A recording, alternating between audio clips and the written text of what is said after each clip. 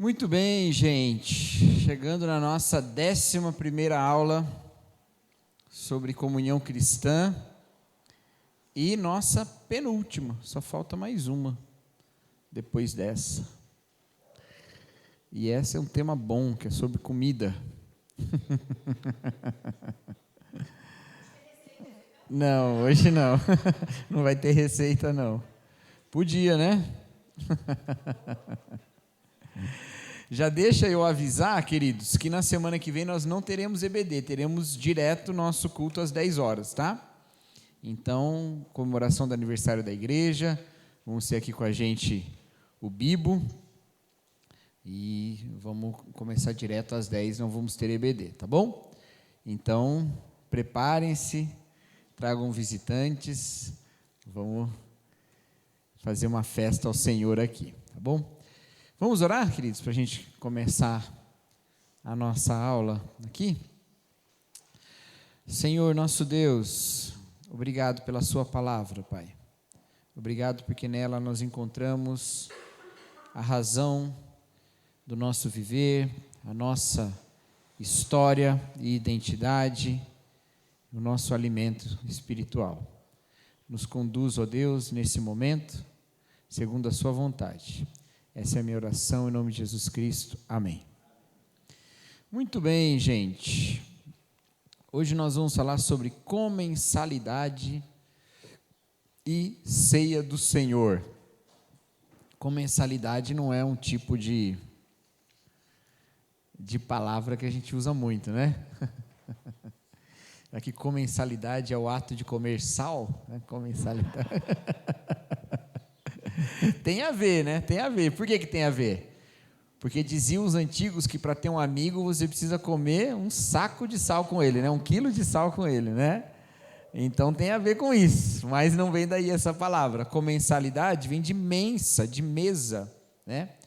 Então, e o co aí de junto, né? Então é de estar à mesa junto. Isso que é a comensalidade. É o ato de dividir a mesa. Então, essa coisa gostosa de estar à mesa com alguém, partindo uma refeição, uma prática que é tão comum nossa também, não é? Ela não é só uma atitude comum. Você pensa bem, não são só cristãos que fazem isso, né? Na verdade, comer à mesa, seja com a família ou seja com outra pessoa, estando em comunidade, assim, estando em coletividade, é algo bastante comum, né? E uma coisa que você vê todos os dias, se você for em qualquer lugar, aí tem gente comendo aí, seja comemorando aniversário, seja num jantar romântico, seja num happy hour, né? Esse povo de empresa aí que sai do trabalho e vai comer e beber, né? E nós como cristãos também, alguém já disse aí que crente não bebe, mas come, que é uma beleza. Mas essa prática, ela sempre traz essa imagem na nossa cultura de uma celebração. Só que para nós ela é muito mais do que só uma prática comunitária e vigente aí no nosso tempo. Ela também é uma disciplina espiritual. A comensalidade, ela faz parte de uma forma de também refletirmos na realidade espiritual de uma vida partilhada, tá? Então, a igreja primitiva praticava essa comensalidade regularmente. No livro de Atos, no capítulo 2, nós temos uma menção, na verdade são duas menções no mesmo texto a essa prática. Uma no versículo 42, outra no versículo 46, que é o mesmo trechinho aí em que o texto de Atos para de narrar os eventos, assim, os acontecimentos, e faz uma descrição de como a igreja estava, né? No final do capítulo 2, no final do capítulo 4, tem essa prática aí de parar a narrativa dos episódios e falar, então, fazer um testemunho sobre a igreja numa descrição, né? Então, olha só, diz assim a palavra de Deus: todos se dedicavam de coração ao ensino dos apóstolos, à comunhão, ao partir do pão e à oração. E aí, tem toda a descrição aí, né? Mas no versículo 46 diz: adoravam juntos no templo diariamente, reuniam-se nos lares para comer e partiam o pão com grande alegria e generosidade. Esse partir do pão aqui, queridos, alguns têm interpretado como a própria ceia do Senhor, o partir do pão da ceia do Senhor. Mas não há essa especificidade nesse texto. Nós sabemos dessa prática de partir o pão, como também de fazer a ceia do Senhor, porque a gente tem outros textos que mostram essa união entre essas duas coisas. Depois a gente fala sobre isso. Mas aqui também era refeição. E, segundo o versículo 46, essa era uma refeição que eles tinham regularmente.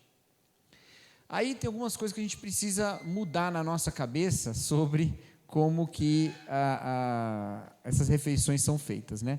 Estou lembrando aqui de um dia que a Jennifer e a Vitória falaram: precisamos fazer uma reunião para acertar as questões dos 12 mais e tal. Aí eu falei assim: gente, em vez de fazer aqui na igreja, vamos fazer num café? Aí a gente foi lá no café e fez a reunião, né? E aí fez ali a reunião, participou ali. Essa prática de você comer, mesmo que falando e decidindo e tal, né? Ela é comum, jantares de negócio, a gente ouve o povo falar dessas coisas, né? Ela faz parte de um tom também que se dá para a conversa. Ela não vem sozinha com a comida e não é totalmente definida pela comida. No mundo antigo, isso também tinha essa característica.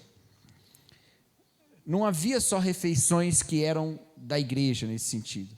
Haviam as refeições que eram de grupos. Grupos faziam essas refeições. Então, se você for atrás aí de um famoso livro de filosofia, O Banquete, de Platão, você tem uma ideia de como que era essa prática. Em grego a palavra lá é o simpósio, né? O simpósio. São homens que estavam sentados ao redor de uma mesa. Essa mesa, ela era diferente das nossas mesas, não tinha cadeira em volta para você sentar assim confortável, né? Era uma mesa perto do chão, as pessoas se assentavam em almofadas de um jeito assim, não necessariamente perninha cruzada, às vezes sentavam, né, inclinados, geralmente inclinados, às vezes com os pés para trás, sentados sobre as panturrilhas assim, né, com os pés para trás. E, que é o negócio, isso que a gente fez de reunir ali no café, era impossível, porque não havia no mundo antigo restaurantes como a gente tem hoje. Podia, em alguns contextos, havia lugares onde as pessoas iam para beber, geralmente uma hospedaria em que a pessoa oferecia alguma coisa, então tinha algum espaço ali que as pessoas podiam comer e beber. Haviam cozinhas que vendiam alimento, né? Você vai, por exemplo, nas ruínas de Pompeia, você tem uns lugares assim muito legais que eles têm 4 buracos assim num balcão, 1, 2, 3, 4. Aí os 3 primeiros buracos, e aí embaixo um espaço, né? Então o que eles entenderam? Que embaixo eles colocavam a lenha que queimava, e nos buracos eram como se fossem richôs, colocavam alimentos nos 3 primeiros. Então por que tinham 4 só usavam os 3 primeiros? O quarto é onde eles jogavam dinheiro. Então, quando encontraram esses lugares, encontraram um quarto buraco sempre cheio de moeda, que foi, e é importante isso porque se você é uma cidade que foi com o tempo sendo abandonada, todo mundo tira o dinheiro, né? Mas como Pompeia foi destruída por um vulcão, não teve tempo de tirar o dinheiro, então a gente sabe que o quarto buraco era cheio de dinheiro, né? Então tinha esses alimentos, então tinha essa prática. Agora, esse negócio de ir para um restaurante e sentar numa mesa, não é assim, essas ideias de comer juntos, ela era sempre alguém que oferecia alguma coisa. Era numa casa, ou todo mundo trazia, não tinha essa ideia de comprar e comer num lugar. Tá? Inclusive, uma crítica que o pessoal lá do The Chosen recebeu, foi da ambientação histórica do primeiro episódio. Lembra o primeiro episódio, Silvio, do The Chosen? Do encontro de Jesus lá com Maria Madalena, e ela está numa espécie de bar, né? Então fala, não tinha bar, cortando aqui, né?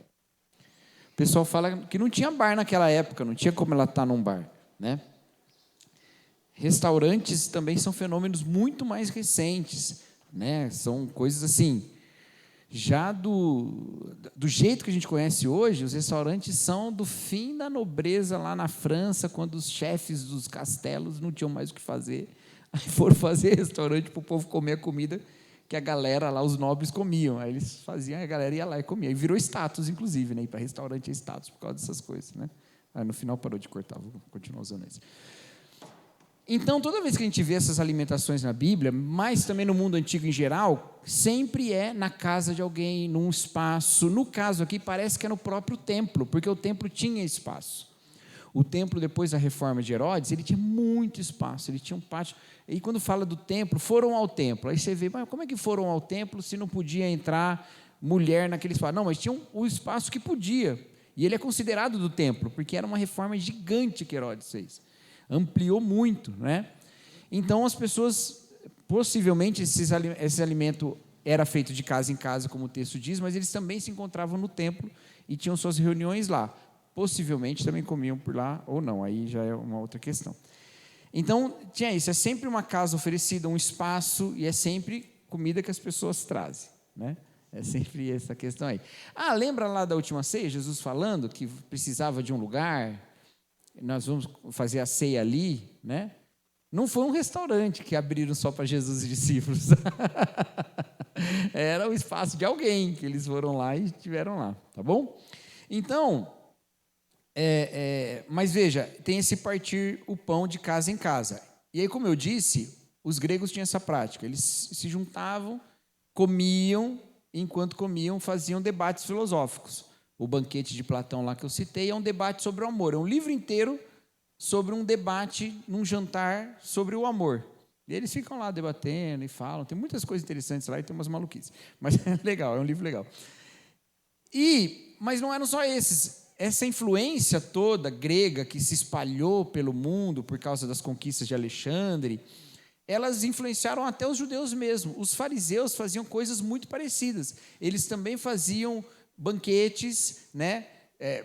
Provavelmente mais frugais do que os gregos, né? Que adoravam, né? Esbanjar. Os fariseus não tinham tanta essa prática, mas eles discutiam ali também, conversavam. E era sempre um tema, geralmente um tema das Escrituras. Os fariseus se juntavam e faziam um bate-papo ali sobre as Escrituras. Às vezes virava briga, né? Então, é coisa normal.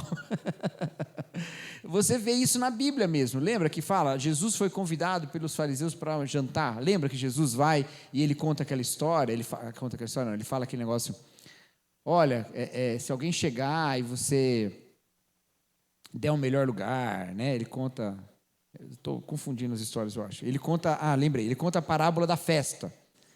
A parábola do grande banquete, ele conta enquanto ele está comendo na casa de um fariseu, ou aquela história da mulher que quebra o vaso de alabastro e lava os pés de Jesus. Jesus está onde? Na casa de um fariseu. Mas o que Jesus está fazendo na casa de um fariseu? Eles eram inimigos? Não, Jesus estava convidado a participar de um jantar no qual haveria um debate sobre as Escrituras, entendeu? Ele era chamado para participar dessas coisas. E a ideia era, bom, você é um mestre, então vem falar para a gente vai debater com você, vai concordar, discordar, e está tudo bem, mais ou menos, né? Teve um momento que já não estava tudo bem, começaram a querer matar, mas até um certo ponto estava tudo bem, entendeu? Então, havia essa prática também. Agora, a prática, isso envolvia algumas coisas, envolvia, por exemplo, a condição das pessoas poderem oferecer esse tipo de refeição, poderem acolher as pessoas dessa maneira. Lembra lá a história de Zaqueu, que Jesus chega e fala assim, hoje eu vou jantar contigo, né? Vou ceiar contigo, né? Não era assim uma das coisas mais tranquilas de se falar para alguém, hoje eu vou lá, né? Mas Jesus sabia a posição que ele estava, de honra naquele lugar, e como Zaqueu de fato valorizava Jesus daquela maneira, porque ele subiu na árvore para vê-lo, né? Então Jesus não comete uma indelicadeza, para ser bem sincero, ele na verdade o honra dessa forma. E Zaqueu acolhe Jesus, e não só Jesus, quem estava com ele, e oferece, mas ele tinha condição para fazer isso, entendeu? No caso dos cristãos, há duas diferenças. A primeira eles faziam isso todos os dias. Isso ninguém fazia. Ninguém fazia refeições todos os dias juntos, nenhum grupo, nenhum desses grupos que eu citei. Na verdade, alguns deles faziam assim, mensal, meio que marcado, mensal. Ó, tal dia é o próximo, avisa lá, tal dia é o próximo, tal dia é o próximo. E se reuniam, ou num determinado espaço de tempo. Os cristãos faziam isso todos os dias. Olha só o que o Craig Kinner fala, num livro muito legal que chama Comentário Histórico-Cultural do Novo Testamento. Tá? É um livro muito legal. O Craig Kinner é um grande estudioso do Novo Testamento, um dos melhores hoje em dia, e um homem de Deus mesmo. Ele tem uma vida exemplar, assim. E aí ele diz, na antiguidade, os grupos especiais, em geral, comiam as refeições juntos, as associações gregas, as comunhões dos fariseus. Essa palavra associação, eu não fui conferir no original, que o Craig Kinner escreveu em inglês, né? Eu acho que ele está falando dos simpósios, tá? Acho que traduziram aqui, mas eu não tenho certeza, depois eu tinha que conferir. Muitas associações gregas, contudo, só se reuniam para uma refeição comum uma vez por mês. Essa prática cristã primitiva de refeições diárias é, portanto, digna de nota. Então, esse negócio de se reunir todo dia para comer era uma coisa que não era comum. A segunda diferença era essa, a de que ela também não indicava uma questão de status. Pelo contrário, ela apontava para uma comunhão mesmo. Porque se você vai fazer essa refeição todos os dias, você tem que dar um jeito de todo dia ter comida. E aí passa que aquele que não tem, é sua responsabilidade, você que tem, partilha. E ali é a comida de todo mundo. Então envolve um caráter de generosidade, o que não era verdade sobre quem fazia uma vez por mês. O cara oferecia um banquete, você chegava lá e falava, caramba, esse cara tem dinheiro mesmo, olha o tanto de comida que ele deu para nós. Agora, todo dia, todo mundo reunido, já não é uma questão de status, é uma questão de responsabilidade, de cuidado.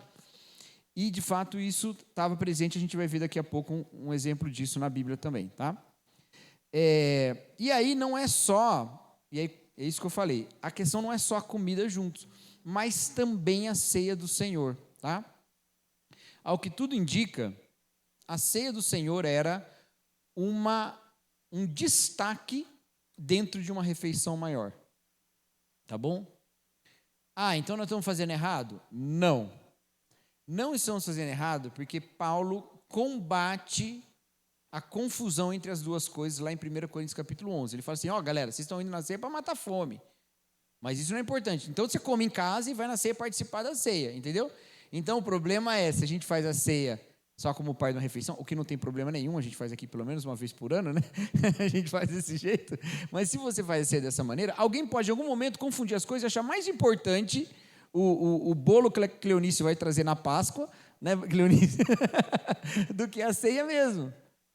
E aí, chega aqui, gente, vamos comer logo, porque o bolo da Cleonice acaba logo. Aí sai comendo tudo. E aí, quando chega, a pessoa chega e não participa dessa outra parte, só tem ceia para ele participar.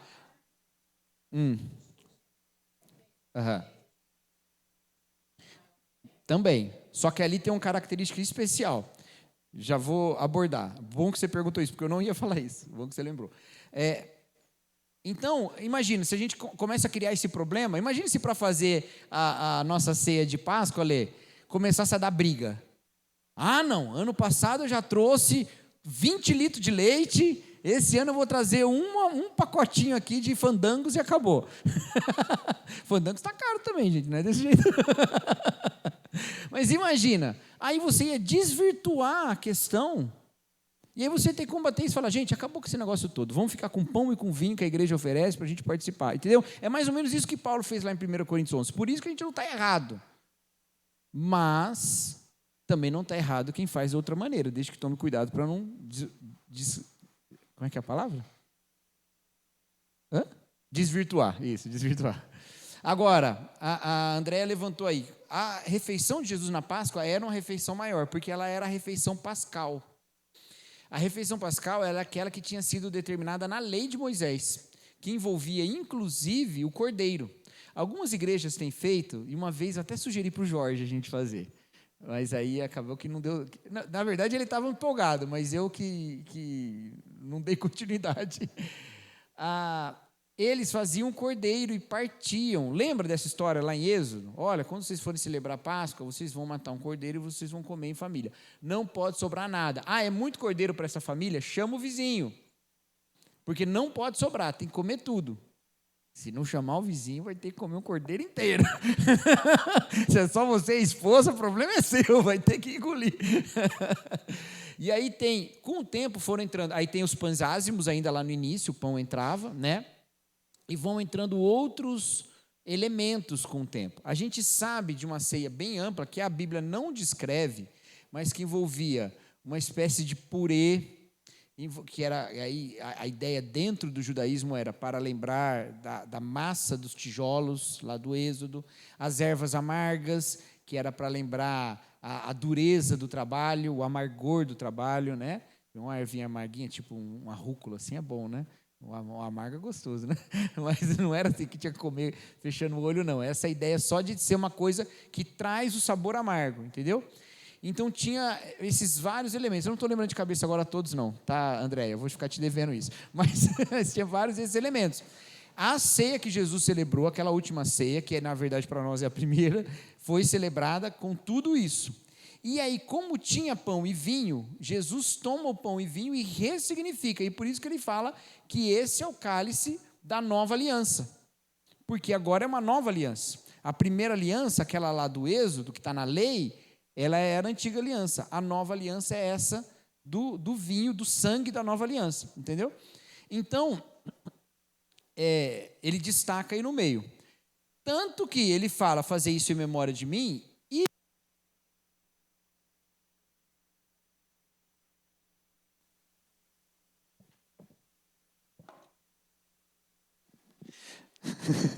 vê aí, para quando você for cantar ali na frente, não te faltar. Parece que está cheia, sei lá. Tá ligado aí. Mas aí, mas todos os evangelhos e Paulo aos Coríntios destaca apenas o pão e o vinho.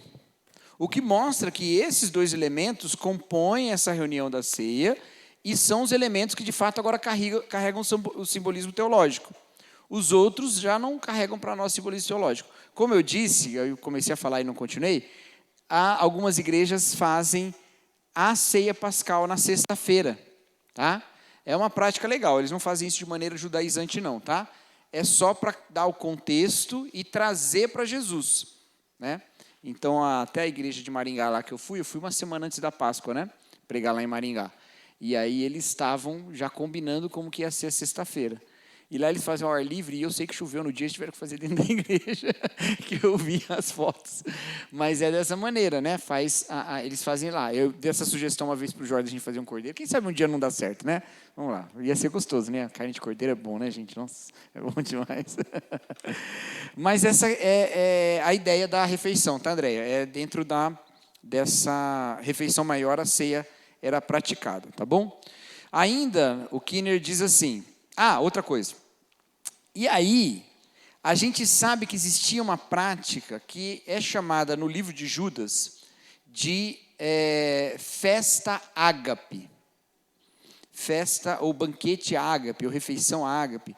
Ou nas nossas Bíblias, às vezes trazem banquete de amor, festa do amor.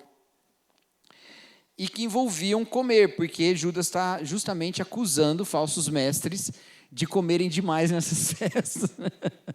Então, quando a gente faz aí festa da igreja, vocês olhem bem o que os pastores estão comendo muito ou comendo pouco, viu? Porque Judas mandou ficar de olho.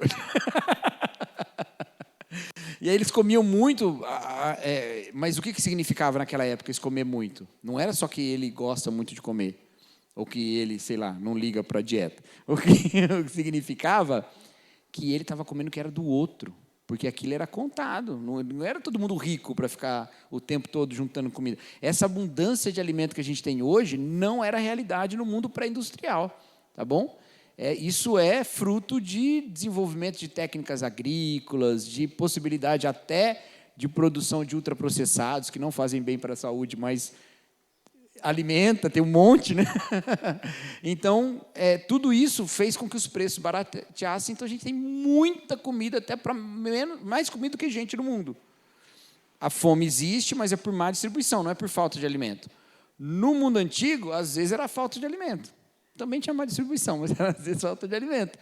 Então, se tinha lá um líder da igreja que saía comendo tudo e não pensava nos outros, aquilo era um sinal sobre o egoísmo dele em pastorear a igreja. Então, Judas destaca isso falando das festas ágape. Há uma tendência na interpretação bíblica e na história da igreja de enxergar as festas ágape como acontecendo junto da ceia. E isso principalmente porque essa prática de comer junto todos os dias, ela não continuou para sempre. Tanto que Paulo aos Coríntios fala, come em casa e vai participar da ceia. Mas a prática de celebrar a ceia, todos os encontros, ela provavelmente continuou. A gente não celebra a ceia todos os encontros, a gente celebra a ceia uma vez por mês. Mas, ao que tudo indica, biblicamente, eles celebravam a ceia do Senhor em todos os encontros. E os encontros que aconteciam no primeiro dia da semana, que a gente sabe que tinham esses encontros de primeiro dia da semana, que é o nosso encontro de hoje, inclusive, de domingo, eles tinham a ceia do Senhor. Os católicos, se não me engano, todos os domingos eles celebram a Eucaristia, né? Sim, né? Algumas igrejas evangélicas têm feito isso também. Todo domingo eles fazem ceia. Todo domingo eles realizam a Eucaristia também. A gente não faz isso porque costumou fazer uma vez por mês. Podemos um dia fazer todo domingo, né? Não tem problema isso. Agora, algumas pessoas temem que se fazer todo domingo vira, né, carne de vaca, né? Não, é carne de Cristo, é corpo de Cristo. A questão é outra, né? Como tratar a ceia na prática dela, né? Bom, então tinha essas festas ágape que a tendência é a gente associá-las com a celebração da ceia. Eles celebravam a ceia e tinham essas festas de amor, tá bom? O Kinner diz o seguinte, que a comunhão à mesa significava intimidade e confiança, e isso é realidade até hoje, né? Estar à mesa com alguém significa isso, significa essa proximidade, pelo menos, né? Talvez não no mesmo nível de intimidade daquele tempo, mas ainda assim a gente tem uma relação, né? Eu estou lembrando de um episódio que aconteceu alguns anos atrás. Esse negócio a pandemia fez com que tivesse um monte de julgamentos online agora, né? Não, julgamento online sempre teve, mas julgamentos assim, jurídicos, judiciais, né? Julgamento online é o que mais tem, todo mundo julga todo mundo, mas a questão judicial mesmo, processo, audiências, né? E é muito legal porque aí fica um monte de vídeo engraçado para a gente ver de coisas de bizarrice que acontece. E aí teve um caso que ficou famoso porque o advogado xingou a juíza achando que estava no mudo e não estava, né? Mas o que aconteceu? Ele usou como prova, e é isso que eu quero falar, não tem nada a ver com ele xingar a juíza, mas ele usou como prova uma foto que ele queria provar a relação de uma pessoa com outra, a relação de amizade. Não lembro se era réu, se era testemunho, o que era. Ele queria provar essa relação. Aí ele mostrou uma foto numa mesa de um restaurante em que essas duas pessoas estavam e tirou uma foto. Tá? Eu não sei se elas estavam perto uma da outra, não sei, não lembro da foto direito. E aí ele colocou lá, olha lá, tá vendo? Ó, tem uma foto aqui que prova a proximidade delas. E aí a juíza falou, não, mas comeram junto não é proximidade para mim. E aí ele xingou a juíza achando que estava no mudo e não estava. Aí deu ruim para ele. Mas, olha só, não tem, né? A gente viu uma foto, por exemplo, a hora do almoço lá, aí a Fer vai lá, é despedida de alguém que mudou de área ou mudou de emprego. Não, vamos almoçar junto. Aí vai lá a Fer, almoçar coisa. Nem todo mundo ali talvez tenha relação.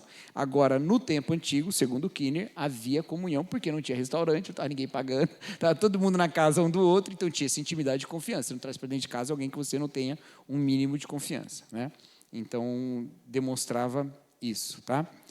E aí, quando isso acontece todo dia no seio da igreja, e sempre lembrando da morte de Cristo, aí a gente já não está mais falando de simplesmente ter essa presença e esse bom tempo junto, mas a gente está falando de fazer parte da mesma família e de partilhar a própria vida.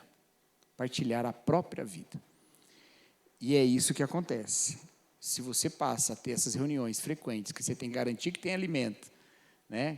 Alguns têm que garantir, outros não tem como garantir, mas tem que ter para todo mundo, está todo mundo junto, todo mundo se reunindo, vai se tornando parte da mesma família. Um passa a ser responsável pelo outro, tá bom? Então, aí que a gente vai falar da ceia do Senhor, porque a ceia do Senhor tem tudo a ver com isso, tá? Quando Paulo escreve aos Coríntios, ele tem um problema para resolver lá, que é um problema de unidade. Aquela igreja estava dividida. Não era o único problema daquela igreja. Ela tinha problemas de unidade, ela tinha problemas de doutrina, ela tinha problemas de disciplina eclesiástica, ela tinha vários problemas lá naquela igreja. Mas Paulo identifica que a raiz de todos esses problemas é a carnalidade. Então, no capítulo 3, no versículo 3, ele fala isso, que é por causa da carne que eles têm divisão entre eles. Olha, quando eu falei a vocês, não pude falar como espirituais, mas é carnais, porque se a briga de dissensões entre vocês não é porque são carnais, e aí ele coloca esse problema aí, né? 1 Coríntios capítulo 3, versículo 3. E ele vai, então, tratar dessa questão, dizendo que a unidade dessa igreja é baseada na palavra da cruz, na mensagem do Evangelho. Aquela mesma que é vergonha e loucura. É loucura para os gregos e vergonha para os judeus. Aquela mesma palavra. Ele vai dizer, inclusive, olha, vocês falam, eu sou de Paulo, eu sou de Pedro, eu sou de Apolo, mas você não sabe que todos nós pregamos o mesmo Evangelho? Vocês estão carnais, por quê? Porque vocês estão olhando para a pessoa. Gosto mais do jeito de Paulo pregar. Paulo, ele encadeia bem as ideias. Não, eu gosto de Apolo. Apolo, você vê, ele é tão jovem, e ele vem com aquela ênfase e tal. Não, eu gosto de Pedro. Pedro é simples, ele traz as histórias de pescador dele lá, eu fico encantado e tal. Mas não é só questão de preferência. É assim, vocês estão errados, eu estou certo porque nós somos de Paulo. Vocês estão errados, eu estou certo porque nós somos de Apolo, entendeu? Era essa a briga, né? E aí Paulo diz, vocês estão olhando para o homem, vocês não estão olhando para o que a gente prega, porque a gente está pregando uma coisa só. Vocês estão olhando para a carne, vocês estão considerando carnalmente, vocês não estão olhando porque de fato é a realidade do Espírito, que é o próprio Senhor Jesus Cristo. Então ele diz, nós pregamos o Cristo crucificado. O Cristo crucificado, que é loucura para o grego, que é vergonha para o judeu, mas ele é o poder de Deus e a sabedoria de Deus para nós. É isso que a gente prega. Então ele está dizendo que, olha só, a divisão de vocês é a carnalidade de vocês se mostra porque vocês não estão conectados em Cristo, mas estão divididos por questões carnais e humanas. Isso tem tudo a ver com a ceia do Senhor. E a ceia do Senhor, para ele, demonstrava, a maneira como ela era praticada entre os coríntios, demonstrava todos os problemas dessa igreja. Por que demonstrava todos os problemas? Porque chegava o cara lá, e ia direto no bolo da Cleonice.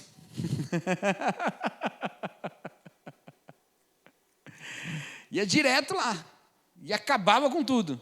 Outro ia correndo e ia lá pegar o chazinho que a Lê fez. E acabava com o chá.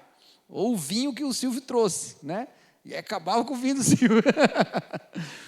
Enquanto os outros não chegavam. E quando chegava, já não tinha mais. E lembra, gente, você fala, mas azar, atrasou, o problema é deles. Não é essa a questão. Toda essa nossa ideia de pontualidade atual, ela tem a ver com a possibilidade de nós marcarmos mecanicamente o tempo. Então, a gente consegue marcar, né? E eu não estou falando de agora, todo mundo tem o mesmo referencial de tempo, né? A gente bota aqui, atualizar com a rede. Aí, todas as nossas horas ficam iguais, né? Lá em casa, quando a gente bota o despertador no mesmo horário, os dois celulares tocam ao mesmo tempo, exato, porque o relógio está igual. Mas nem precisa disso, pode voltar aí 30 anos atrás, que cada um tinha que marcar a hora, ia dar certo. Você ia ter minutos de diferença. Não, no meu relógio está 3 horas agora, no meu já está 3:02, mas tudo bem, ia estar mais ou menos certo, entende? Naquele tempo não era assim, você sabia as horas e acabou, não tinha contagem de minuto. Tá?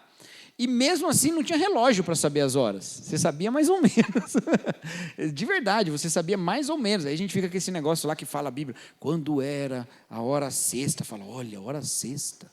sexta hora depois do nascer do sol, então era meio-dia que isso aqui aconteceu na crucificação. Primeiro que o sol já não nasce na mesma hora todo dia, né? Para começar. Segundo que eles acham que era mais ou menos a hora sexta, porque é mais ou menos esse horário, eles não tinham como marcar exatamente. Então não é uma questão de quem chegou primeiro ou não, porque o outro atrasou. Era porque chegou, enquanto os outros estavam chegando, já não tinha mais nada. Porque tinha esse tempo para chegar, porque nem todo mundo sabia. O pessoal lá de Belém, né, que marca depois da chuva. Depois da chuva eles se encontram, né? Mas lá às vezes nem chovia, como é que ia marcar depois da chuva? Então não tinha dessa maneira. Então era só egoísmo mesmo, não era relaxo de quem atrasava não, era só egoísmo. Era só egoísmo. E aí Paulo fala, isso aqui demonstra esse problema. O problema de que vocês não ligam um para o outro. Porque vocês estão olhando para os aspectos carnais, vocês estão olhando para a comida, vocês não estão olhando para a realidade. E é por isso que ele fala, quando vocês celebram a ceia, não é a ceia que vocês celebram. Por quê? Porque se a ceia carnalmente, ela é só comida e bebida. Ela é só isso. Sem a consideração espiritual, ou sem o que Paulo fala, o discernimento do corpo de Cristo, entendeu? Sem compreender que aquele pão nos fala do corpo de Cristo, isso que é o discernimento do corpo de Cristo. Sem discernir essa realidade, vocês não estão participando da ceia. Se ela virou só comida para você, não é ceia, é só uma comida qualquer, entendeu? Esse risco a gente não corre, porque eu duvido que alguém quer chegar primeiro aqui na igreja para comer um cubo de pão desse tamaninho e um copinho de suco desse tamaninho. Por mais delicioso que seja, mas não vai ser isso, né? Então, não dá para a gente pensar dessa maneira, né? Ou melhor, não dá para celebrar a ceia dessa maneira. É isso que Paulo fala aos Coríntios. Vocês estão fazendo a mesma coisa com a ceia que vocês fazem com os pregadores da igreja. Vocês são carnais, vocês olham as coisas aqui como se fosse só desse mundo, vocês não percebem as coisas espirituais que regem a maneira de viver. Por isso que ele pede, façam o autoexame, examine-se, pois o homem a si mesmo, então coma do pão e beba do cálice. Como é que ele faz isso? Paulo começa puxando a realidade da tradição histórica da ceia do Senhor. Ele fala, porque eu vos ofereci o que eu também recebi. O que é um sinal de humildade do apóstolo Paulo. Paulo não esteve lá naquela ceia, lá com Jesus. Ele não era um dos 12. Ele não estava lá. Então, tudo que ele sabe sobre a ceia do Senhor, ele recebeu de outra pessoa. Veio até ele. A mesma coisa com a gente não estava lá. Tudo a gente recebeu. E a gente pratica o que a gente recebeu. E aí diz que o Senhor Jesus, na noite que foi traído, tomou do pão e tendo dado graças, partiu. Então ele vai desenrolando toda a descrição da ceia do Senhor aqui. Aí depois ele fala, né, que ele também tomou do cálice, nos versículos 24 e 25, né? Agradeceu a Deus, partiu e disse, esse é o meu corpo que é entregue por vocês, façam isso em memória de mim. Da mesma forma, depois da ceia, tomou o cálice e disse, esse é o cálice da nova aliança, confirmada com meu sangue, bebam, façam isso em memória de mim, sempre que o beberem. E aí, a narrativa da ceia que Paulo traz até aí, daquilo que ele recebeu. Ele coloca essa igreja dentro de uma tradição maior. Essa é uma maneira de Paulo escrever aos Coríntios na primeira epístola. Ele faz isso frequentemente. Ou colocando os Coríntios dentro da tradição da igreja, ele vai fazer isso no capítulo 15 também, eu vos transmiti o que eu também recebi, ou colocando os Coríntios na comunhão presente das igrejas no mundo todo. E quando ele fala assim, não é assim que nós fazemos. Quer ver? Um pouquinho antes aí no versículo, no capítulo 10, onde é que está? Ele fala, mas saibam que não é assim que nós... eu não vou achar agora, eu não ia falar isso. Ele fala assim, mas sabe que não é assim que as igrejas fazem, né? Não, vou achar agora é uma questão de honra.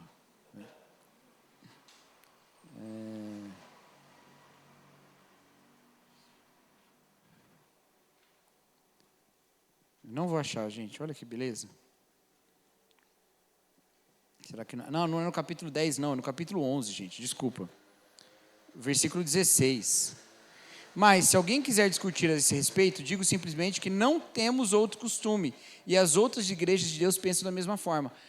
É muito legal isso, porque Paulo vai o tempo todo lembrando essa igreja de que eles não estão soltos no mundo. Eles têm uma conexão histórica e uma conexão com as igrejas do presente. O tempo todo ele traz essa história. Ele sabe que a gente não faz desse jeito, que nenhuma igreja faz desse jeito. Então, vocês saibam que vocês são os diferentões aqui. Certo? E aí ele faz aqui também. Eu passei para vocês o que eu também recebi. Ele recebeu isso e é transmitido para todas as igrejas. E ele recebeu isso de quem veio antes. Tá? Mas tem um aspecto interessante nisso também. Jesus fala na descrição de Paulo para fazer isso em memória dele, assim como Lucas também traz essa ideia lá no capítulo 22. Né? Ele fala, Jesus em Lucas fala, fazer isso em memória de mim. E aí as pessoas comem do pão, né? E bebem do cálice, em memória de Jesus. Essa ideia da memória ela é muito importante. Então aqui eu vou abrir um parênteses, não sei se vai ser tão rápido. A gente tem basicamente 4 maneiras de olhar a ceia do Senhor dentro da cristandade. Tem mais maneiras, mas nesse aspecto que eu vou dizer, são 4 principais. Tá? 4 maneiras de olhar o que é o elemento da ceia. O que são os elementos da ceia? Eu sei, o pão é o corpo e o vinho é o sangue. Sim, mas não é o que eles são nesse sentido. É o que eles efetivamente são. Tá? São 4 maneiras de olhar. A primeira é a maneira mais presente na Igreja Católica, que a gente chama de transubstanciação. O que é transubstanciação? O pão, que na Igreja Católica é a hóstia, né, se torna efetivamente o corpo de Cristo, e o vinho se torna efetivamente, realmente, o sangue de Cristo. De fato se tornam essas coisas. Mas eu fui católico, botei a hóstia na boca e não tinha gosto de carne não, tinha gosto de farinha. Calma. Não façam essa acusação aos católicos, porque ninguém defende que virou carne na sua boca. Parece que é uma grande mentira que todo mundo concordou em guardar, né? Não, não é isso. Eles usam uma ideia que é uma interpretação tomista do que de fato acontece. Eles dizem, o que muda é... Fugiu a palavra. Eu vou usar uma palavra, mas não é essa palavra, tá? O que muda é... lembrei a palavra. O que muda é a substância e não o acidente. Então, eles chamam de transubstanciação por isso. A substância muda. Dentro da filosofia tomista, a substância é a própria realidade essencial daquela coisa. E o acidente é como aquela coisa se manifesta aos sentidos. Entendeu? Então ele diz, a substância mudou, mas o acidente não. Então você come, é uma hóstia. Mas a substância mudou, é o corpo de Cristo. Tá? Então naquele momento, aquela hóstia, ainda que mantenha um acidente de farinha, substancialmente é o corpo de Cristo. Aquele vinho, ainda que mantenha o acidente de vinho, por isso que quando teve a lei seca, foi autorizado que os padres fizessem a Eucaristia com vinho sem álcool, porque continua embebedando. Sangue de Cristo não tem teor alcoólico, né? O sangue mesmo, né? Mas o vinho tem, o acidente não mudou. Essa é a teologia católica, tá bom? Mas ela é dependente dessa filosofia tomista. Na Bíblia a gente não vê nada disso, não tem nenhuma dessas expressões, tá? Mas dentro da filosofia tomista, da teologia tomista, de São Tomás de Aquino, tem essa ideia. Tomás de Aquino não inventou isso, ele puxou lá de Aristóteles, né? Ele puxou de lá. Então, essa é a ideia da transubstanciação. É por isso que não se joga a hóstia fora depois de consagrada. A ideia é que quando é consagrada, virou o corpo de Cristo. Acabou, agora você não pode jogar fora, você tem que colocar lá no negócio lá, naquele círculo. Eu não lembro o nome. Né? Vinho, mesma coisa. Por isso que o vinho não pode... Derrubou o vinho no chão, é o sangue de Cristo, a coisa mais sagrada que existe. Não é o vinho. Entendeu o problema? Então, por isso que olha com todo esse cuidado, tá? A segunda maneira é a maneira luterana. Lutero, ele rompeu com essa ideia da transubstanciação. Ele interpretou com uma outra ideia, em que, de fato, ali está presente o corpo e o sangue de Cristo. no pão e no vinho. Está presente o corpo e o sangue de Cristo. Mas não com uma mudança de substância. Não é que agora aquilo virou o corpo. Não, o corpo de Cristo está presente. Tudo bem? O pão não vira corpo de Cristo, mas o corpo de Cristo está presente. Para os luteranos isso é muito importante mesmo. Então, se você conversa com o luterano e ele vai... E por que Lutero pensou isso? Porque Lutero teve essa preocupação de voltar para a Bíblia. E ele fica muito preocupado que as coisas tenham fundamentação bíblica. Como essa interpretação católica não era dependente da Bíblia, mas dependente da teologia e da filosofia, ele rompeu com ela e foi para a Bíblia. O que ele viu na Bíblia? Viu Jesus entregando o pão e falando, isto é o meu corpo. Aí ele falou, bom, se isso é o corpo, então está lá. Entende? Então o corpo está lá. Essa é a interpretação luterana. Algumas pessoas chamam isso de consubstanciação. Não mudou a substância, mas tem duas substâncias agora. Mas os luteranos não dizem isso, tá? Se você falar com um teólogo luterano, vocês aceitam a consubstanciação, né? Ele vai brigar com você. Provavelmente ele não vai bater em você, eu espero, mas ele vai dizer, não, de jeito nenhum, não é consubstanciação, tá bom? Eu não sei quem foi que inventou que é consubstanciação, provavelmente foi um luterano de fato também que inventou, mas os luteranos não defendem essa ideia, tá? Só esse aí que devia defender. A ideia é, ali tem a substância do corpo e do sangue estão ali.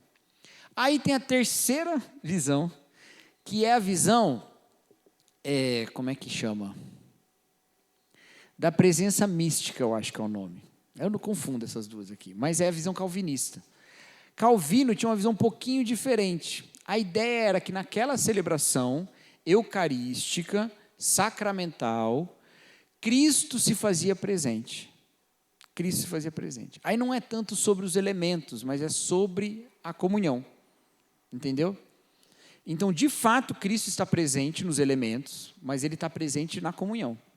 O elemento não ganha uma carga sobre isso. É isso que eu entendi também, posso estar errado nesse ponto. Eu sempre confundi esses dois. E a quarta é a que nós temos, que é a zwingliana, que nós chamamos de ceia memorial.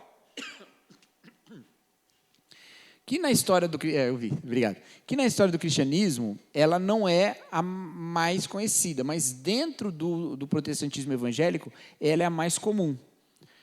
Que é a ideia que, diferente das outras três, não olha a ceia do ponto de vista sacramental, olha a ceia de um ponto de vista da ordenança. Então, a gente diz que a ceia ela é uma ordenança de Cristo, assim como o batismo. Nós não somos sacramentalistas, tá? A gente não acha que essas coisas são meios de graça. Elas são declarações públicas, elas são reconhecimentos da igreja, elas são proclamação, mas elas não são meios de graça. Então, a memorial, se o Lutero baseou no isto é o meu corpo, a memorial se baseia no fazer isso em memória de mim. Entendeu? E esse é o motivo pelo qual Zwingli e Lutero brigaram. Esse é o motivo único. Eles tinham vários pontos de discordância. Eles reconciliaram todos os pontos. Esse ponto, eles brigaram até a morte. Não até um matar o outro, até eles morrerem, né? Ninguém matou ninguém aí. Até eles morrerem. Eles brigaram até o final, considerando o outro um herege, por causa desse ponto. Hoje a gente está tranquilo com os luteranos, nossos irmãos, a gente vai lá, eles vêm aqui, está de boa. Mas, naquele tempo, eles arranjaram uma confusão. Zwingli volta para a Escritura e olha lá, fazer isso em memória de mim, e fala, em memória, é um memorial. E essa é a maneira como a gente entende. Eu, particularmente, acho que a gente aprende com todas as tradições, porque todas elas têm uma vantagem, tem vantagens e desvantagens. No nosso caso, memorial, ela nos faz meditar na nossa história comum. A história de Jesus e a memória que a gente traz, ela não é a memória de uma coisa que aconteceu no passado.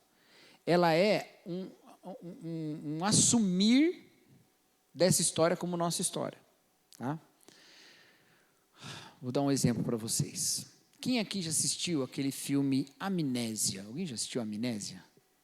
Ninguém? Talvez tenha assistido e esqueceu, né? Amnésia. Já assistiu Amnésia, Vicky? Uma pessoa.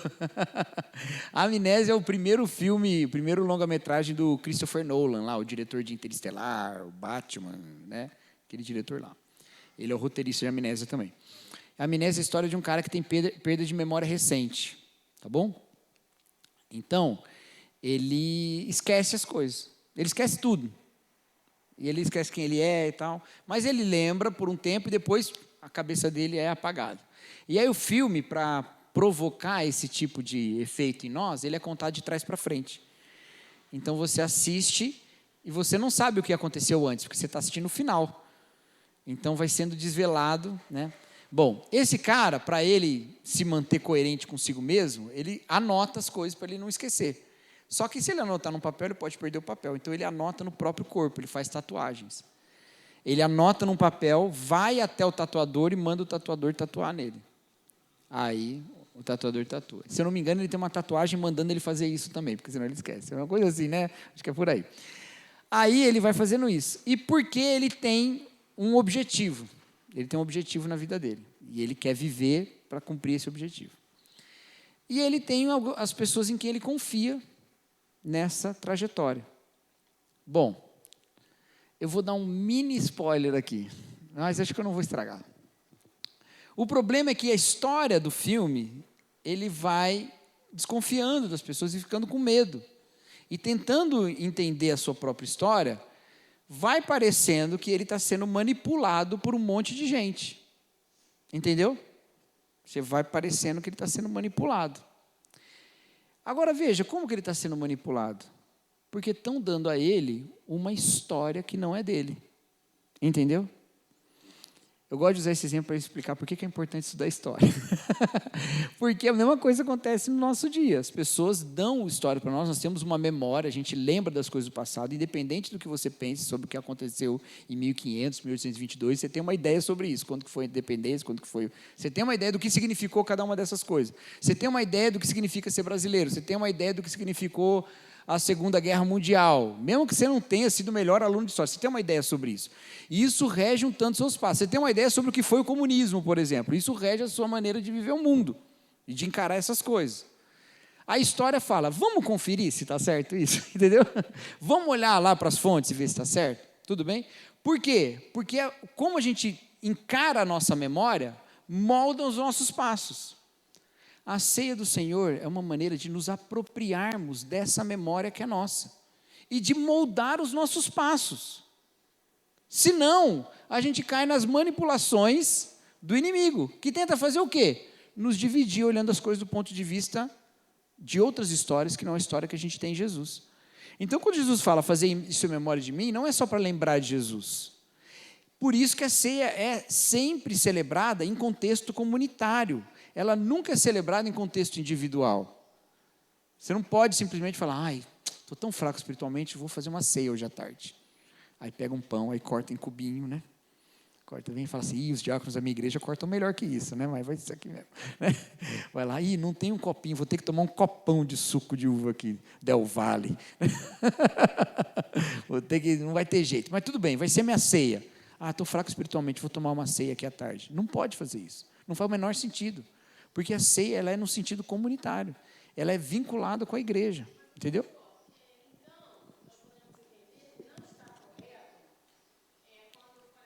Eu sei o que você vai perguntar. Já. Diga.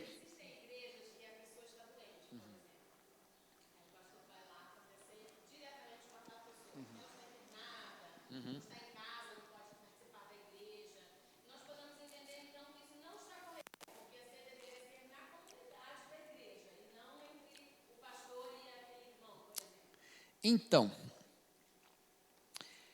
as igrejas que têm essa prática, fazem isso com o que vai ministrar a ceia como um representante da igreja. Entendeu? Então eu passo. Exato. O que não daria a pessoa, puxa, estou muito tempo sem tomar ceia, estou aqui sozinho, vou tomar a ceia. Por isso que as pessoas ficam no aguardo do pastor ir lá celebrar a ceia com ela. Entendeu?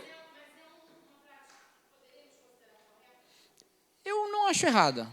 Eu não acho assim. Eu nunca pratiquei. E as igrejas que eu fiz parte não praticavam. É. Uhum.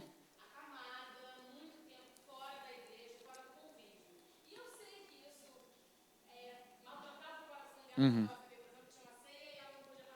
Uhum. Uhum. Sim.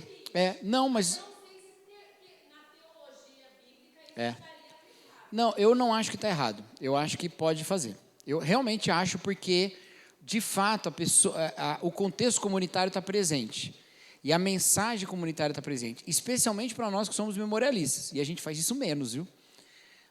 Nas igrejas presbiterianas, que são mais da ceia calvinista, eles sempre fazem isso. Os pastores presbiterianos todos fazem isso. O que é bem curioso, porque Calvino fala dessa questão da comunidade. Só que há essa interpretação de que não, a comunidade está lá presente, na figura do pastor ou de mais quem estiver lá. Que às vezes não vai só o pastor, vai um diácono, vai um presbítero, né? E resolve. Eu não acho errado, não. Acho que faz sentido, é uma aplicação bíblica. Na pandemia, aconteceu uma coisa curiosa. Nós tivemos que tomar essa decisão. Eu não me lembro como que a gente fez isso, Carlão. Você fala os detalhes. Mas eu lembro que eu que levei a ideia. Eu nem lembro se eu levei para a diretoria ou se eu só falei com você. Mas eu quis, no período da pandemia, que a gente destacasse a figura do exílio. No exílio, o povo não prestava sacrifício, não tinha templo. E aí eu falei, ainda que não seja um exílio, porque o templo nosso não é o templo de Deus, nada disso, nós vamos viver esse tempo como um exílio, com o lamento do exílio, porque a última mensagem que eu preguei, antes da pandemia, foi em Jeremias 29, lá quando fala, olha, buscai a paz da cidade, tá? Foi a última mensagem, que é uma mensagem para os exilados. E a série que eu preguei no início da pandemia online era o reino no exílio, que era sobre Daniel, que era essa ideia, vamos encarar esse momento como uma vida de exílio. Então, por isso a gente não celebrou a ceia. Mas algumas igrejas, e também porque eu achei que era uma boa maneira de pegar uma mentalidade bíblica e trazer para o contexto que a gente vivia, sem com isso ferir sensibilidades teológicas. Algumas pessoas podiam achar ruim cada um celebrar a ceia em casa, né? Mas algumas igrejas fizeram isso. Mandaram para casa as pessoas e falaram para celebrar num horário, para ter a simultaneidade. Algumas fizeram em transmissão ao vivo, com o pastor fazendo aquela celebração. Tudo isso eu acho absolutamente possível. E eu acho que tudo isso vai das igrejas tomarem essa decisão nos seus contextos. Eu não vejo problema em nenhuma dessas práticas. O único que eu vejo, a pessoa do nada falou, faz muito tempo que eu não tomo a ceia, hoje eu vou tomar. E ontem fui ceia, não fui na igreja, mas não tem problema, vou fazer uma ceia rapidinho aqui na segunda-feira. E isso não faz sentido, tá? Fala, Rani.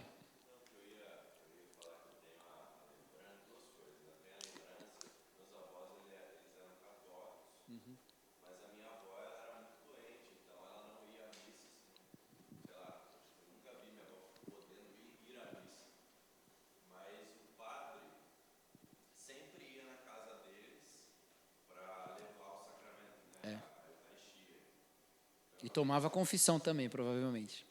Porque também é sacramento. Você não era padre, não podia presenciar. Sim, estou brincando. Isso. É.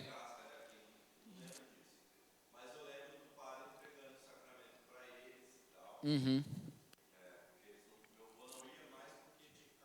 Isso.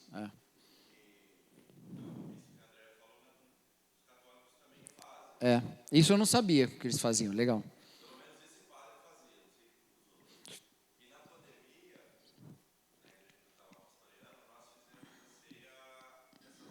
Uhum.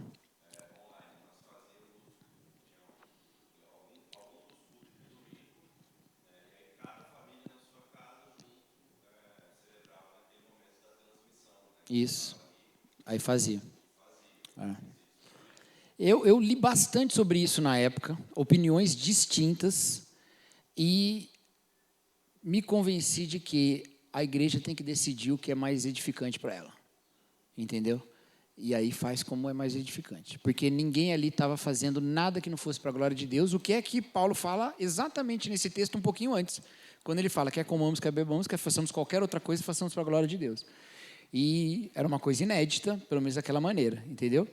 Então, cada um tomou de uma maneira, e funcionou de maneiras distintas em várias igrejas diferentes, né?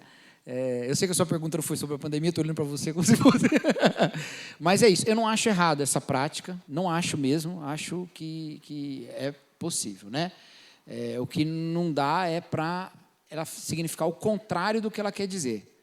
Você está distante, mas é da comunhão, isso é o que ela quer dizer. O contrário você não precisa ser da comunhão para participar. Aí é o contrário, né? Aí tem que tomar cuidado para isso não acontecer, mas só isso, né? Muito bem, vamos continuar aqui. E aí, então, primeiro, é isso, a memória que nos dá uma história conjunta. Essa é uma questão que nós trazemos muito bem, porque a nossa ceia é memorial. Então, a gente tem que pensar e a gente faz o autoexame para falar, a minha vida corresponde a essa história? Eu faço jus a isso que eu sou? Certo? Vou dar um exemplo de comensalidade aqui. Esse exemplo vai ser legal. Ano passado, quando a gente foi pregar lá naquele evento em Londres, a gente pregou para brasileiros, tá, gente? Até tinha quem não fosse brasileiro lá, mas a gente falou tudo em português, azar o deles, né? Eles que lutem. Aí, quando acabou o evento, os líderes do evento falaram, agora a gente vai levar vocês, né? Nós estávamos em 5, agora nós vamos levar vocês para jantar. E aí nos levaram num lugar para jantar, e era uma churrascaria brasileira, que chamava Preto, lá em Londres. Aí fomos comer na churrascaria brasileira. E sendo uma churrascaria brasileira, tinha lá tinha muito brasileiro. Tinha muito brasileiro trabalhando e comendo. Inclusive, uma coisa muito engraçada, ela tinha um espaço interno e tinha um espaço externo. E o espaço externo era onde ficava todo mundo que não era brasileiro, no espaço interno, todas as vezes, eu só via gente falando em português. Até o gerente da churrascaria, que era inglês, falava em português com a gente, aprendeu português para trabalhar na churrascaria. Mas por que eu estou falando isso? Ali a gente estava comendo comida brasileira, falando na nossa língua, todas as mesas, e pessoal, é impressionante como a gente estava no Brasil. A gente estava simplesmente no Brasil. Agora, imagina alguém que vive 20 anos no estrangeiro e vai naquele lugar e fala, cara, eu estou no Brasil de novo. Entendeu? Agora, imagina alguém que nasceu, filho de brasileiro, e quando está lá criança, o pai fala, hoje eu vou te levar num lugar para você saber o que é o Brasil, que você nunca foi no Brasil. E leva lá e fala, isso é Brasil. Essa é a nossa comida, essa é a nossa língua, essas são as nossas músicas. É assim que a gente come no restaurante, com essa maluquice, com essa coisa, com esse pessoal falando. A única coisa que a gente não tem é um chão no Brasil, porque está lá. A ceia é isso também. A gente está comendo da ceia, a gente está participando da ceia, a gente está falando, isso é ser povo de Deus. Eu não nasci nesse corpo, mas eu sou desse corpo. Eu não nasci nesse povo, mas eu sou desse povo. Esse é o meu povo. Eu estou exilado dessa realidade, mas essa é a minha realidade. Entendeu? Então a ceia faz isso com a gente. E aí eu lembro disso. Eu lembro de quem eu sou. Por isso que trazer a memória envolve o autoexame.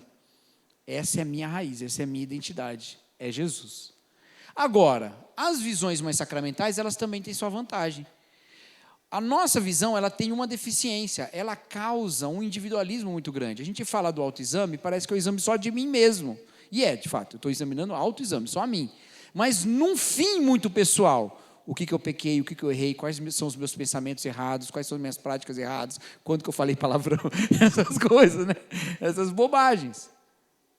Não são bobagens, né? Mas são bobagens nesse contexto, que não são comunitários. Porque todo esse texto do capítulo 11 de 1 Coríntios é sobre igreja, é sobre comunidade. E a gente realiza o autoexame no propósito de viver a realidade do corpo com os outros. E aí os sacramentais acertam mais do que nós. Por quê? Porque se ali tem o corpo de Cristo, quando eu como do corpo de Cristo, e o corpo de Cristo é só um, não é dois, não é três, não é um monte dentro de uma bandeja, é só um. Se eu comi do corpo de Cristo, eu me uni ao corpo de Cristo. Se você comeu do corpo de Cristo, você se uniu ao corpo de Cristo. E só tem um, então você uniu o mesmo corpo. Então o que a gente é um do outro? Corpo. A gente é parte um do outro. Entendeu? Para eles, isso é uma realidade muito mais enfática. Porque, de fato, ele acha que está... Ele crê, ele acha não, né? Ficou feio isso, né? De fato, ele crê que está comendo do corpo de Cristo. E isso envolve presbiterianos, luteranos, anglicanos e católicos e tantos outros que têm visões sacramentais. Ele está de fato se alimentando do corpo de Cristo. certo? E, de fato, em algum momento, você e o pão vão virar um, certo? Porque ele vai fazer parte do seu corpo. De fato, você e o vinho vão virar um, porque ele vai fazer parte do seu corpo, vai ser absorvido por você. E essa é a ideia de nós sermos absorvidos pelo corpo de Cristo, nós fazemos parte desse corpo. A ceia traz essa ideia de unidade. E ela traz essa ideia de unidade, na memorial, ela traz essa ideia de unidade muito na nossa história comum e na doutrina que nós professamos. Na sacramental, ela traz essa ideia da unidade num aspecto primeiramente espiritual. As duas são necessárias. Porque não adianta eu falar assim, eu sou corpo com Gilberto, porque eu como da mesma ceia que ele. Mas eu acho que Jesus é assim e ele acha que Jesus é assado. Então Jesus está dividido. Entendeu? Aí eu caio no mesmo problema lá, daqueles que diziam, eu sou de Cristo, mas era um Cristo genérico, não era um Cristo específico do Evangelho. Aí Cristo ficou genérico. Agora, aí então preciso da parte doutrinária, que fala que quem que é esse Jesus a quem eu me uni. Agora, se eu tenho só a parte doutrinária, o que faz? Eu penso que Jesus é dessa maneira, o Gilberto pensa que é de outra maneira. Completamente errado, vai para o inferno, é eu que estou certo, eu vou para o céu. Não, esse aspecto lá que unia Zwingli e Lutero, que quebravam o pau, mas estavam unidos em Cristo, sem saber, um mandando o outro para o inferno, e agora os dois estão no céu lá, abraçados diante de Jesus, esse aspecto no qual eles quebravam o pau, não foi suficiente para acabar com a obra de Cristo, de fato. Tem muitos aspectos de doutrina que nós discordamos, e alguns que nós discordamos veementemente, mas quando o tempo passa, mostra que não era para estar tanta discordância. Hoje, batistas e luteranos estão juntos. A gente reconhece um com o outro como salvo. Mas Lutero e Zwingli mandavam um, mandavam o outro para o inferno. Entendeu? Por quê? Essa frase eu gosto. Porque a nossa fraternidade não é determinada pela doutrina que nós adotamos, mas pelo Pai que nos adotou. O Pai que nos adotou é que nos fez irmãos. E a gente pode discordar bastante. E eu acho que tem gente que, ao discordar, crê em outro Jesus. E aí talvez ele não seja salvo mesmo. Mas eu, do meu ponto de vista, dificilmente vou conseguir julgar isso. Eu posso até dizer para ele, meu irmão, ou se eu não quiser dizer irmão, falo, cara, essa não é a minha fé, essa não é a minha religião. Eu acho que a gente não está andando no mesmo corpo. Mas eu tenho que saber que quem sabe isso é Jesus. Eu preciso me esforçar para ser correto na doutrina. Eu preciso me esforçar para entender o melhor que eu puder a Bíblia. Eu preciso ser gracioso para conversar com todo mundo. Eu preciso ser gracioso para entender e saber que existem diferenças que são legítimas e diferenças que são ilegítimas. E eu preciso também saber que aquelas diferenças que às vezes eu acho que são ilegítimas, serão ilegítimas por mais 50 anos só, até a gente perceber que elas não eram tão problemáticas assim. Ou então elas vão permanecer pela eternidade, como de fato, esse Jesus é um ídolo. Paulo dá um exemplo disso em 1 Coríntios mesmo. Ele fala lá no capítulo... Ele fala no capítulo... E agora, hein? 10. Não, no capítulo 8. Ele fala sobre a comida sacrificada aos ídolos. Ele fala, gente, tem quem coma, tem quem não coma, de boa. Uma diferença, tranquilo. Tem quem coma, tem quem não coma. Quem come, come para a glória de Deus. Quem não come, come para a glória de Deus. Beleza. Agora, quando ele chega no capítulo 15, ele fala assim, se Cristo não ressuscitou, vã é a nossa fé. Aí você não pode dizer isso, entendeu? Tem coisa que a gente pode divergir. Sobre a ressurreição não pode. Ele, de fato, ressuscitou. O próprio livro aqui mostra que tem diferenças que a gente aceita, tem diferenças que a gente não aceita. Agora, Paulo é Paulo, apóstolo, escreveu inspirado por Deus. O que ele escreveu aqui é Bíblia. A gente se esforça ao máximo e faz declarações, por quê? Para a nossa própria fidelidade. Eu quero ser fiel à Bíblia, então eu vou buscar ao máximo entender. Mas há pontos que só Jesus vai esclarecer. E aí um dia a gente vai saber. E a gente vai encontrar no céu gente que a gente achou que ia estar no inferno.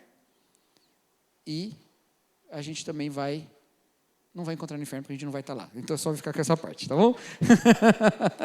Beleza, gente? Deu para entender isso? Tá bom? Então, isso é sobre, tudo, tá? Mas no final é essa questão. E aí o efeito desse autoexame, nossa, fui longe, né? Eu achei que ia acabar rápido hoje. O efeito desse autoexame é como a gente trata um ao outro. E eu preciso falar isso porque isso vai conectar com a mensagem que eu vou pregar daqui a pouco. Então, o efeito é a comunidade de gente que se encontra unida a Jesus Cristo e muda na maneira de enxergar o outro. E por isso a comunidade é formada dessa forma. Você é parte de mim, eu sou parte de você. Você é minha família, eu sou sua família. A gente está junto. E como a gente está junto, a gente tem um jeito de tratar o outro como parte da nossa família. Não adianta só falar, não vou mais pecar nesse assunto porque eu confessei no dia da ceia e agora eu mudei. Mas não lida com o outro, não cuida do outro. Você só tem o aspecto negativo da santificação, que é o deixar a prática ruim. Você não tem um aspecto positivo, que é adotar o amor. Você precisa do aspecto positivo da santificação. Afinal de contas, a santificação é para isso. Então, a ceia deve nos levar a não só compreender nossa união com Cristo no nível individual, mas também no nível comunitário. E isso vai tocar todos os aspectos.